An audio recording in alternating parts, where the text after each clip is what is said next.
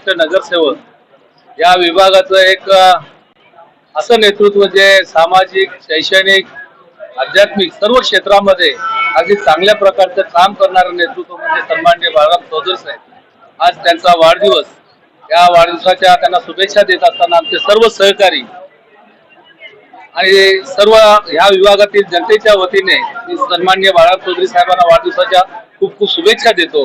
आणि निश्चितपणे सगळ्या क्षेत्रामध्ये काम करत असताना मग शैक्षणिक असेल, राजकीय असेल, आध्यात्मिक असेल, क्रीडा क्षेत्र असेल आणि आणखी अनेक क्षेत्र आहेत की त्या क्षेत्रामध्ये चांगली कामगिरी ते स्वतःही करतायत. त्यांचा मुलगा आता रोहित चौधरी देखील चांगल्या प्रकारचं काम करून तो देखील एक नगरसेवक म्हणून एक उभरतं नेतृत्व या ठिकाणी आपल्याला बघायला मिळतंय.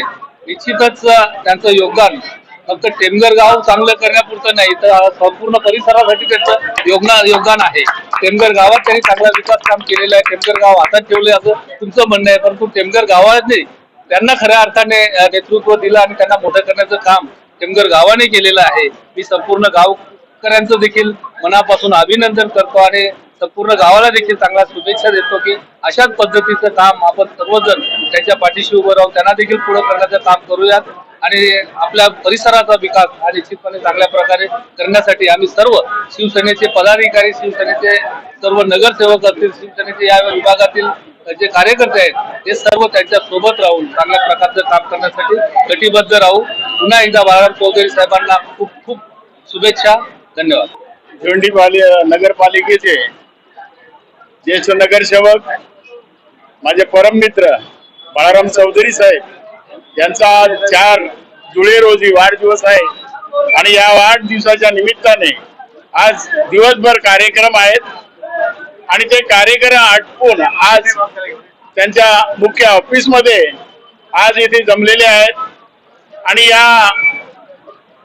ज्येष्ठ नगरसेवकाला शुभेच्छा देण्यासाठी माजी आमदार रुपेशजी म्हात्रे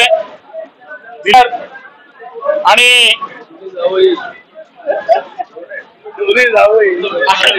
दोन्ही जावई सुमित पाटील आणि वरुण पाटील हे सुद्धा आग्रहाने आज आपल्या सासऱ्यांना शुभेच्छा देण्यासाठी आलेले आहेत आणि तमाम भिवंडीकरांच्या वतीने वार्ड नंबर 15, वार्ड नंबर 13 यांच्या वतीने आज त्यांना शुभेच्छा देतो. त्याचप्रमाणे माझ्या नाईक परिवारातर्फे सुद्धा त्यांना शुभेच्छा देतो. पुढील आयुष्य त्यांना सुखाचे, समृद्धीचे आणि भरभराटीचे जावो ही प्रार्थना करतो. जय हिंद, जय महाराष्ट्र.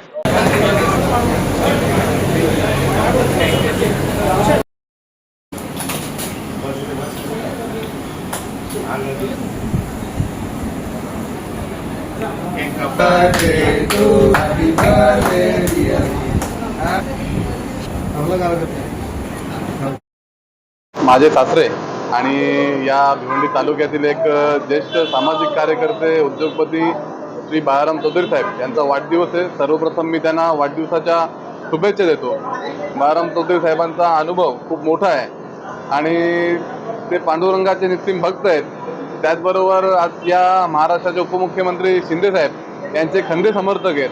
त्यांना पांडुरंगाचा आशीर्वाद आणि शिंदे साहेबांची साथ ही कायमस्वरूपी आहेत, तर त्यांना कुठल्या गोष्टीची अडचण येत नाही. परंतु मी या वाढदिवसानिमित्त पांडुरंगाचरणी एवढीच प्रार्थना करेन की त्यांचं येणारं आयुष्य आहे ते आरोग्यदायी आणि दीर्घायुष्य लाभो आणि त्यांना दोन्ही पांडुरंगाचा आशीर्वाद आहे, शिंदे साहेबांचा आशीर्वाद आहे, त्याच्यातनं आम्हाला तरी दोन्ही जावायला काहीतरी आशीर्वाद द्यावा एवढी द्या वाढदिवशी निमित्त त्यांना शुभेच्छा देतो. त्यांचं प्रेम आमच्यावरती सदैव आहे आणि असंच प्रेम राहू दे एवढीच मी त्यांना या वाढदिवसानिमित्त विनंती करेन. जय हिंद, जय महाराष्ट्र.